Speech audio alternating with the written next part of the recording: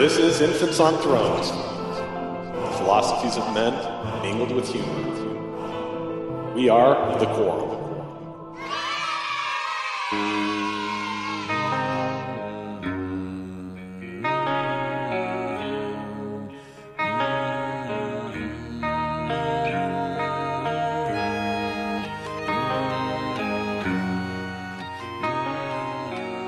Welcome back to another episode of Infants on Thrones. My name is Tom Perry. So, back when I started really thinking about my relationship with apologies, forgiveness, and grudges, I started to inquire to many of my family and friends, and I came across many of them that seemed to react very differently than I did. For example, if I was wronged or if I was on the offending side of things, I quickly realized I had some sort of inner requirement that I needed an apology from the offender. And if I didn't get what I considered what I thought was a proper apology, then I would hold a form of grudge against that person. The reason I did this seemed to stem from a strong inner sense of justice. And when I felt like the scales were completely out of balance, something needed to happen to correct the wrong. But until then, I would place a form of grudge on the offender until I felt like the scales came back into balance. But I was deeply curious why others didn't seem to approach forgiveness the same way I did. Of course, I assumed that everyone had this same inner need or sense of justice already built in them. You know, we all get a heart, so hence we all get the same biological or genetic inner need for justice as well. Made total sense to me. Well, of course, come to find out that many didn't approach forgiveness the same way I did. Some didn't require an apology at all and could easily move on. And I asked myself, how? Why? That doesn't make any sense. And of course, on the opposite side, I saw some ended up being fueled with a insane rage that morphed into a stronger grudge than I could even perceive, or even a grudge that I wasn't even comfortable with, which would often turn those people to actually carrying out forms of vengeance or revenge. So those people, they did have the inner sense of justice like I did, but they would react much harsher than even I would. So, thinking about all this, of course, made me very, very curious. Were any of them wrong? The ones that took it much softer, or the ones that took it much harsher than I? Were they wrong, or was I wrong? Is there a right and wrong way to react when we're offended or when we're wronged? Well, I wanted to find some answers because I was spending way too much emotional energy on this subject. And I really needed to find a solution just so I could process it. So, of course, in order to properly process it, I want to take it to the rest of the guys on infants. And I did this originally back in April of 2013. And myself, Matt, Glenn, Bob, and Scott got together on a panel discussion and talked about forgiveness. And so on this part one of a two-part series on forgiveness, I'm going to play selected clips from that old panel discussion that got shelved. And then in part two of forgiveness, in an upcoming episode, I'm going to play Forgiveness Revisited. The same panel, and we're once again going to talk about forgiveness. We're also going to talk about some of the more current events that definitely have a role to play when it comes to forgiveness. So I'm very eager and anxious, and I'm also very hopeful that you guys will enjoy it. So there you go. Retribution is should not be viewed as a negative thing. It is something that has some value. Everyone believes in it at some level. If you could have somebody who committed a brutal rape, and you could say, there's a pill, and here's a pill that we will give this guy he will never commit any type of a crime in the future. He certainly won't commit a rape or anything violent in the future. It's proven to work. There's no question. 100% effectiveness. It will work. who would be fine with that rapist being let go into society and being free? And almost no one would, because at some point people need to be held accountable for things that they did and harm that was caused. And I don't know that that's a religious concept. Well, let me. You should read Sam Harris. Have you read Free Will by Sam Harris? No. You might be interested in that because he actually takes this on directly, and he is a straight up utilitarian. He doesn't believe in retributivism at all, and he makes some interesting arguments that because free will is really illusory, then there's really no justification for retributivism. What we were talking about originally with the concept of holding a grudge, that either option of the utilitarian approach or the other one where punishment has to be enacted or whatever. I know I'm summing it up in a non-lawyer way, which is probably wrong, but it seems to me that true forgiveness, at least the way that I remember it with my Mormon baggage, doesn't allow for either of those. Like, you really have to, like, not only it's okay if they get off easy, they don't deserve the punishment, but also let them do whatever they want in life from this point forward. We should forget about it. And that is not the same thing as forgiveness. My definition, post-Mormonism is forgiveness is more still being utilitarian about it, but not being doing the retribution side of it. So being like in the middle rather than allowing for both of those free passes to go. Does that make sense? So you're like so you're only forgiving like 70%, right? I think there is another problem with religion, is holding forgiveness as some sort of a real virtue, and I don't necessarily think it is. It's one thing to not let it affect you and affect your daily, the way you live on a daily basis. Right.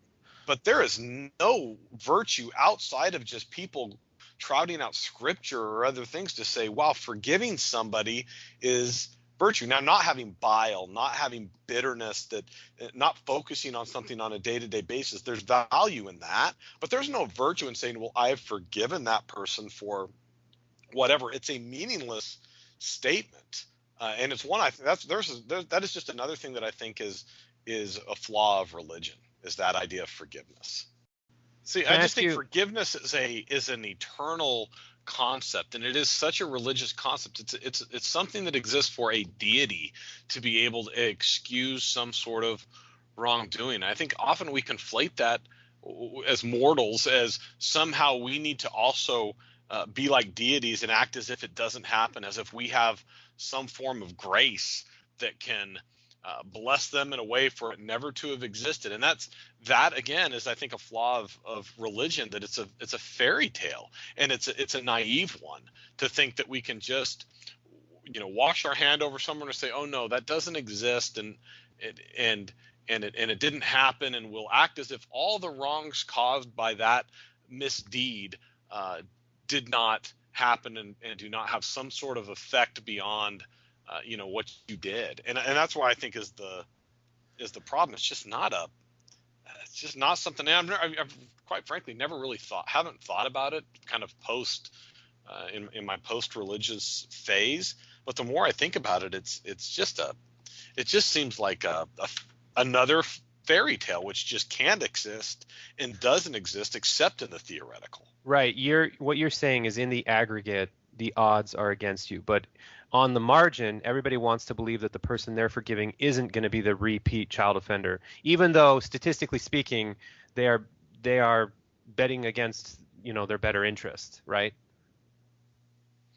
Sure, but even if we're not talking about that serious of an offense, even just any real misdeed, it just makes no sense. It makes no practical sense to say, no, I forgive you. What you're saying is, look, I'm not going to really hold that against you, and I'm not going to keep bringing it up, and I'm not going to focus on it on a day-to-day basis, but I am never going to treat you likely the same way as you were treated before. Take a spouse who's been who's cheated.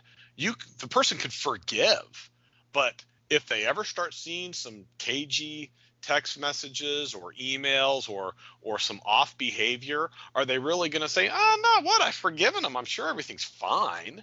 Of course not, because to do so would be naive. because in my mind, it's like if a spouse cheats on the other loving partner or whatever, and then they ask for forgiveness and they apologize, and then that spouse says, you know what, I love you, I'll give you a second chance. That the spouse that committed the offense, I think, to a degree, expects full forgiveness, which means the slate is now clean, right? Like a full-on second chance, 100% forgiveness. Yes and no. You bring up a really interesting dilemma, at least in Mormonism, but I think in religion in general. There's kind of two trains of thought on this idea, because on the flip side of forgiveness is kind of the atonement and working through your own personal imperfections. And I don't know if you guys have heard the analogy. I've heard it both ways, and there are strong implications either way, where after a sin is committed, it's like a bullet hole or a bullet wound, and it can heal, but there's always going to be a scar. And then there's the other seminary teacher that's like, no, when you're truly forgiven, God washes it away, and it's like nothing ever happened. And there was no scar. Yeah, and I've never gotten, like, depending on which flavor of the week it is or which Mormon you're talking to, like, there's no consensus on which way forgiveness and the atonement and working through your sins actually works, because the mind fuck goes both ways. Because if the scar remains, then that really screws up that person, because no matter what they do, they're always going to have a scar. So they're going to be constantly living this life of overcompensation, because and it can be for the most petty thing, like, I stole the candy bar when I was 6 years old, and it's like, dude, you can let that go now. It's not a scar. But exactly. People don't know where to draw the lines, because they treat it kind of as the same methodology, regardless of the level of sin. Especially in Mormonism, you drink a coffee or you cheat on somebody, it's, neither one of them is going to allow you to get into heaven, so they're kind of the same. So anyway, so which way have you guys learned it, and how does that change the situation? Well, what about the idea? I just want to say something real quick, and then you can go to that question. I think that paradox that you're describing there, Bob, is illustrated really interesting ways with the resurrected body of Christ. Because didn't you ever have this dilemma of, when you're resurrected, you're completely perfect, but you used the word scars. And what do you do if you see the resurrected Christ? You feel the nail prints in his hand and in his feet. And so didn't you ever have that quandary? He could make the scars appear. Right. Isn't that amazing? And those were going to go away once it was finally the first resurrection. But why would he want to show the scars? Is like a reminder of the wrongs that were done against him. So it's like, are those a physical manifestation of Jesus's grudge? Even he hasn't forgotten. Yeah, it's his grudge. He can't let the scars go. I love it. Well, it's his grudge against the Jews, right? Like when he comes at Armageddon. No, like I've heard this. Like when I think it's the Romans. No, I think it was the Jews. When he sets his foot down at what's it called? Gog and Magog, and then the Jews all come out to him and they're like, "Oh, Gog and Magog you're are our the savior." armies. And then they see his scars, right? And then they realize who it is. I've heard that story. And you're thinking Golgotha. No. Yes. Golgotha. Because Gog and that's where he Magog. died. Yeah, and that's where he comes back. So you've got that like beautiful poetic symmetry. I must have turned on the alternate ending for that one. Gog and Magog are the armies that are fighting against each other during the Armageddon War. Right, and I thought when Right, and My Little Pony comes down and no, there's no pony. There's no pony. What about the idea of the lesson that I loved as a kid was the woman who was a sinner who comes in and he says she loves much because much has been forgiven, and kind of that juxtaposition of people who have sinned much and have somehow found some peace and been able to really get a lot from the grace versus people who didn't aren't as appreciative of it. I mean, does that play in here at all? Yeah, that's actually what I was going to say. I think for me anyway, I've always been quite a forgiving person. It's always come naturally to me. So like when I saw Tom's question about that, that's something for me that's always been very easy. And I think, maybe just to to show the other side of it here, I think some of that might be related to the idea of judge not lest you be judged. Yeah. So if like you're going to be judged with the same standard that you judge other people. And so if I'm forgiving of other people and I can see past their wrongs, I mean, I think there is a practical element to it too. Like I'm not going to let my kids be around sex offenders because I've forgiven them or something. But for people who've wronged me personally, it's not my personality. I don't carry around grudges against people. I really don't care. So there's an element of self-preservation in that. Exactly. That you're kind of hedging your bets. Well, I'm hedging my bet, and I know what I've done, and so I know that I can't be too hard on other people because, I want things to work out well for me. So I'm just gonna be pretty hands off. You want Jesus to say, Jesse, you are awesome to everybody, so I'm gonna be awesome to you.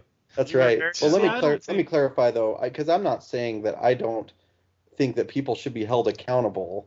And there's certainly justice and there's punishments that need to be meted out, but I think that's on a different level than forgiveness. Like to me, the word forgiveness or grudge is something that I carry around inside of me. Like I could send somebody off to jail and not carry a grudge around about it. Does that make sense?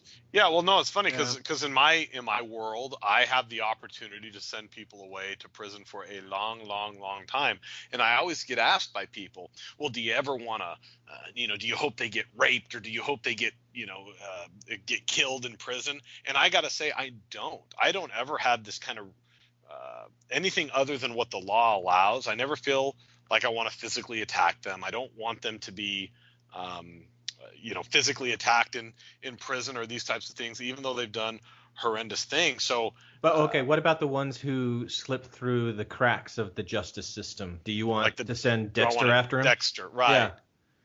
No, I don't want to send Dexter out after them. What I want is, because at the end of the day, I really believe in the rule of law, and so I don't want vigilante justice or anything like that. And it's easy when it's not somebody that I know or personally know. If it was my own child, if it was my own a close friend or something, maybe I'd have that feeling. But no, I never feel and I've caught I have not convicted every single person that I've ever charged or felt was guilty, but I never feel like, I know, right? I'm not perfect. Well, actually, on sex offenders, I've yet to lose one. I take that back. I've lost.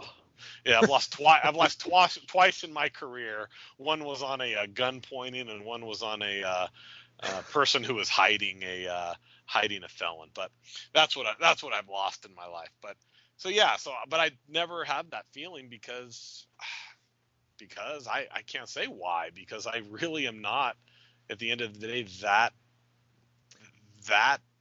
type of a person, I guess, that thinks that they should be killed because, well, maybe not killed, but some form of retribution. So like if you believe that they're guilty and they slip through the cracks of the system and they're out and they're free, I mean, I don't know. Do you don't hold that personally? You just kind of go on to your next case, or? Yeah, I just go on to my next case. But you know what is funny? This is something that I find really interesting, is when I talk to people about being an atheist, they never talk about what rewards will be there as if that's the basis for believing in God. Most people that I talk about the punishment end. They say they believe in God because they have to believe that at some level the wrongs will be righted by God through punishment. That's what I find so interesting about religious people. People definitely have a fundamental need to think that the world or the universe or all of existence is going to be balanced out in the end. It's fair. It's like a fair like the idea that to people that, okay, life is just going to be, somewhat miserable and there's injustices and pain, and then that's just it. A lot of people just reject that because it feels fundamentally unfair to them. Well, right. It doesn't feel fundamentally unfair. It is. It is. I mean, it's like somebody who's gotten away with a lifetime of crime. He's gotten away with it, and then he dies. It's like he beat the system. You know, Well, there was no justice to but the this guy. system is And completely so, man-made. well, I don't think that's really relevant. I think in people's minds, including mine, if someone does something wrong, there has to be some way that person gets, their due. So if they get away with it and then they die, it's like, you know what? They're going to get their due, and that allows that level of satisfaction in your mind, because Yeah, it's but difficult. that's always a subjective thing, because the person who wronged at some point feels that they've done something or done enough to be able to be forgiven. So all the people that on the one hand want to be punished, those people who people believe should be punished feel that they've made enough effort or done something to be forgiven. So it really becomes so purely subjective as to who's going to be punished and who's going to be forgiven. Right, and you just hope the Venn diagram has a lot of overlap where the two sides meet up and it magically works out, but it really doesn't. Usually the people who think they've done enough haven't really done enough, and the people who want to punish more don't realize that they're asking for more punishment than is merited or So, whatever. Tom, I've got a question for you. Do you believe in an afterlife then? I do. And so what do you think, I mean, to the extent that you're comfortable answering this, what kind of a justice system or what kind of rewards or punishments do you think would be handled there? How would that work? You come back married to Glenn. Yeah, that's true. Lifetime of hell. Now, that's the rewards, by the way. Toxic, I've heard. Yeah. In the afterlife that I quasi believe in, I guess, is I don't think that there is a justice system in it. I don't know. Because it's fully transparent, right? Like there's no need to do discovery and try to look at things from different angles, because all is known, and there's people like God who get all the angles automatically, and so why do we have to deal with human problems after this life? It's just magically automatically taken care of. It's fair and lovely, and there's rainbows and butterflies everywhere. Yeah, Are there rainbows and butterflies in Tom's afterlife? Sorry, Tom, I didn't mean to paint with a broad brush there. Maybe in yours it's like death metal and but in the Mormon concept You're an ass. I'll take it. In the Mormon concept of the afterlife, isn't there a period of time where there is punishment, and you will be there will be some stripes, and people will be punished for a period of time. It's at the judgment bar of God. You're supposed to go up there, and then you're supposed to watch the movie of your life. Mm-hmm. And then Jesus has got the remote, and he pauses and he says, "See you there? That wasn't good." And then he fast forwards, and then he says, that wasn't a good thing too. And you never went to your bishop, or you never came to me and asked for forgiveness. I bled out of every pore for you, but you didn't take advantage of the situation. So let's fast forward. There's another one. I picture that video being more like chat roulette, which is just a bunch of guys masturbating. So this goes to my other point, the grudge thing, right? So I've already exposed and made myself a little too vulnerable about the way I think about forgiveness and stuff like that, and listening to Glenn and Jesse, how it's a lot easier for them to forgive. For me, it's been very, very, very difficult to forgive, and there's a lot of reasons. Wait, but that's because you guys are not using the same definition. So just backing up to a little while ago, Tom, when you said, "Hey Bob, so that means that you're kind of like 70% forgiving." So let's double click on that and make sure we're all on the same page. Do you need to trust somebody in order for the forgiveness to be 100%, or is it like Glenn and Jesse's forgiveness that's a little more pragmatic, where they don't let the proverbial child molester back in their home is good enough, and Tom's is a different type of forgiveness? Like, is there universal forgiveness, or is it all just like everybody's own flavors of it? It's pretty subjective. I don't know. It's hard to say. It's like it also depends on the kind of relationship that I had with said offender. I think you're expecting more of yourself than Glenn or Jesse is expecting of themselves. I don't mean that as a slant on them or a praise of you. I just think that you. Yeah. Explain that. I don't understand that. Because I get the impression that you have such a strong time forgiving people because you want to go all the way. You really truly want to make it so the wound has no scar and you can treat them as if nothing happened. And Glenn and Jesse don't necessarily see that as a part of the formula to have successful forgiveness. They can speak up if I'm like totally bastardizing what their thoughts were, but that regardless, just assume there's a straw man with those thoughts. And I think there's a lot of people who forgive in that way versus the way you're forgiving, which is like more extreme, like really forgetting forgiveness, which I don't think actually exists in the absolute anyway. So I think you're always going to be disappointed and not be able to forgive effectively as a result. Well, Bob, Well, I want to add one dimension to like the way that I forgive is I'm not really thinking about the person who's wronged me anymore. And I think that might be a difference with Tom, where he kind of wants that justice. I kind of focus a little bit more on the effect that those negative thoughts towards a person has on me. And like, I don't like the way I feel when I feel that I want to take action against somebody, or I want to, for whatever reason, I just don't like that. I don't like myself when I'm like that. And so that is incentive for me to forgive and let that go and say, yeah, I don't need to retaliate. Wait, but Is is that that That's forgiveness? the same way for me. Is that, The or is that just personality kind of, trait. is that just being pragmatic, like, not thinking about something because you want to move on? Like, where's the line for you guys on moving on versus forgiving? Like, what's the extra step to make it forgiveness instead of just pragmatic, I'm moving on with my life? Well, I don't know, but I mean, what did you call it? You called it something like the retribution quote. Well, back to the legal terms, it was the utilitarian, like, you still want the natural consequences to happen, but I just kind of let that go. I don't care. It doesn't affect me anymore. Well, I want to go back to what you said just a second ago, Glenn, where if someone's wronged you, you don't like the way you feel when you think about retaliating against them. Yeah. That kind of entertaining the idea of revenge. Yeah. So For very long, and I might be This is- playful with it from time to time. this makes me curious. So when you watch a movie like Taken, Oh, you don't- yeah. you can't watch that movie and actually get involved, right? So you're not really. What is it? Tell me the movie. Oh, it's a great You've movie. not- Liam Have you not Neeson's seen daughter Taken? goes to Europe. It's a horrible Okay. movie. The guy's a complete tool. Is she? She was the one. Okay, on okay, The guy, okay. That was the guy lets all the other girls go. We care about this one stupid girl who's selfish All and right. annoying versus all the other girls because they haven't All highlighted right. them. Screw Liam Neeson's character in Taken. Okay. Oh, All right. How about like Braveheart, right? wait, I hang on. mean, How about Count of Monte Cristo?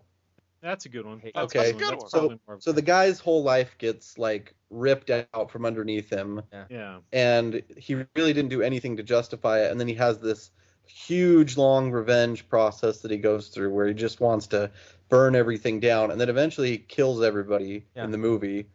Gets his wife back, and at the end he's like, well, now I guess I can let all the hate go, and That's it's all convenient. happy and butterflies. But it's like you just spent the last 20 years of your life being miserable. And I really like that story, because I think if I were in that situation, like if somebody had put me in jail for something that I hadn't done, and they'd falsely accused me and killed people, and my whole life was ruined, yeah, I would want revenge. I mean, that would not be the kind of situation where I could find forgiveness for someone easily. So- But- so- yeah, but in the Count of Monte Cristo, and I'm more familiar with the book than I am the films because I didn't like the films. But And he you're a snob. Yeah. Okay, keep going. he manipulates these people, and I'm remembering like one Right. daughter who's like this really innocent pawn that he uses in this revenge scheme, that he becomes as bad as the people who put him away. Absolutely. And Yeah. Glenn, I've read the book and watched the movie, so I know what you're talking about. But Cool. but yeah, she's not in the movie. But I didn't yeah, think she was. Yeah. he becomes worse than everyone else who has wronged him. I mean, he takes things to the next level every step of the way. Yeah, but I guess what my point is both to Glenn and Jesse, since you guys seem to be, more of the forgiving type. Oh, it's not a big deal. So if you guys are like that, so I'm you not can't. now, you dick. Everyone but you, Tom. So when you get involved in a story like that, do you find yourself kind of disconnected from the main character? Like, I can't Why is he so filled with hate? Why is there so much of a grudge and revenge motive behind this? I don't get it. Do you feel that? Do you feel No, the I disconnect? I just totally forgive him. get it. I feel totally connected to him, and if it were something egregious, I mean, I guess maybe I've never had someone do something that bad to me where I've taken it that heavily, but like, I mean, I can honestly say the church, like the institution of the church, like I have a grudge. I feel I'm still upset. Like it's not going away anytime soon. It's But isn't part of that because the wrongs are ongoing, whether it be with absolutely, your family or some of the yeah, residual effects? yeah, absolutely. So I'm not saying it's absolute, but I think compared to most people, I have an easier time But if you're apologizing or but finding forgiveness. if you're bringing the church into it, like I don't feel any anger towards the church, and I think part of that is because the people are I don't know, I kind of give them the benefit of the doubt, where I think that they're doing what they think they should be doing, and so Church headquarters, the institution. yeah, So like Really? you see Elder Holland, I don't know if you saw that BBC interview I did, yeah. of him where Yeah. he's trying to like lie to the reporter. He wasn't. He wasn't trying to. He wasn't trying to lie. I think he was like super defensive because that BBC reporter was being really aggressive with him. Yeah. Because he had been. What was the strengthening the Saints committee or something like that? People had been evasive to him about that, and so Holland was kind of stumbling over it. We could probably put the clip in there for it because it's on YouTube. Yeah, so I'm referring specifically to the part where he asks him about the penalties and death oaths in the temple. Yeah. And he asked him a question and gave what was blatantly a false answer to it. And then the guy had to make a follow-up, and he said, "But you used to do that, didn't you?" And he said, "Well, yeah, we used to." See, I think that was sort the of case. thing I see, and I can attribute a bad motive to it. I don't, because I think Holland was very defensive with that question, and he didn't understand what the reporter was trying to ask. The reporter was trying to ask a question about Mitt Romney's allegiance. Okay. And Holland was being defensive, about the way that anti-Mormons claim there's this terrible slit your throat part of the temple. So he was very proud to kind of cut off the reporter and go, "Oh, we don't do that anymore. We changed it. That's gone." And that wasn't really what the guy was asking. Okay, so let's back up a little bit then, because your main point is you don't have any grudge against them because you don't think that the people in the institutions mean to do things wrong, or they don't have ill intentions. And we is can that even what you're take, saying? Yeah, and we can even take Boyd Packer as an Sure. example of that, because he says some pretty awful things to people that he disapproves of, but the reason he's doing that is because he thinks that's his job. Well, sure. So how do you distinguish between someone like that and someone like a terrorist who thinks what they're doing is right, and they're willing to put their life on the line and live their whole life to an ideal and violate other people's rights or say horrible things, or a despot or a totalitarian who thinks what they're doing is best? The Westboro Baptist Church, who really truly believe what they're doing is right, and let's just go straight to Hitler. As always. I'm not giving them a pass for what they're doing, but I don't like. I understand that their motivations are pure in the sense that they think that what they're doing is right. Now, I think they're wrong, so I'm judging them, but I don't like. I'm not judging them against my standard where I feel like they're doing things. I don't know how to explain it. I guess I'm understanding of where they're coming from, even though I don't agree or approve of what they're doing. Right. And you've kind of always been this way, right, Glenn? This isn't like a new phenomena or a new line of thinking. Yeah, he came out of the womb that way. I don't know. I don't know when this happened, Tom. Glenn has lots of empathy, but I think part of the problem here is that we don't have adequate language to be able to describe all these different nuances. Like forgiveness is really a bigger idea, and having a grudge, it's really a bigger idea than one word can describe. So there's so many different facets to it that you can slice it different ways that it's not always congruous with other situations in which you'd use the same word.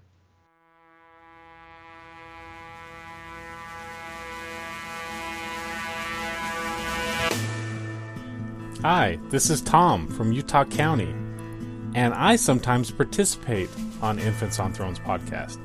You can comment on this episode on the website infantsonthrones.com, and if you really like what you hear, consider giving the Quorum a 5-star rating and write a short review on iTunes. And also, if you would like to have access to the full, unedited panel discussion of this Forgiveness Part 1 episode, you'll need to subscribe to us through patreon.com/infants. And there, for as little as $1 an episode, you can get access to a lot of pre-release content and unreleased content, and also some videos, and you can interact with many of the infants through there. It's a really great place. Anyone for the closing prayer?